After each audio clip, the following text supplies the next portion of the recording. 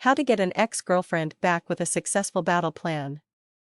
Get an ex-girlfriend back with a successful battle plan. The way one guy went about succeeding: Amy had broken up with Cliff because she had met someone new. He was a poet. In brief, the poet wasn't the sort of man that Cliff was. Cliff had once been in the military, so he set out a battle plan to get an ex-girlfriend back. The very first thing he did was to smooth out the coarse edges on himself. He had let his crew cut grow out, so he had a short trendy haircut. He also started reading some of the books Amy had discussed during the past. He figured that to get an ex-girlfriend back, he needed to be the sort of partner she wanted. The subsequent prong of attack was to show her that he used to be a potent man that other ladies wanted.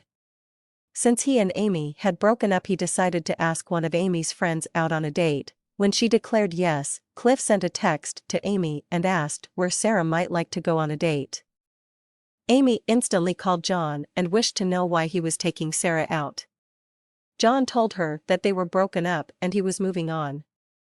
If Amy had any beef, perhaps she should rethink the breakup, but he had planted the concept with Amy that he used to be a fascinating guy. This was all part of his get an ex-girl back technique. The third prong of attack was to use the date with Sarah to get info back to Amy. Cliff was the ideal man on his date with Sarah.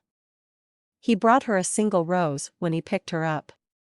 And on the date he debated the lovely books he'd been reading lately. Then when he dropped her off, he gave her a cuddle and a kiss on the cheek, but did not go any farther. The day after, he sent her a sweet bouquet and declared, "I had a good time." Sarah naturally was on the telephone with Amy right away.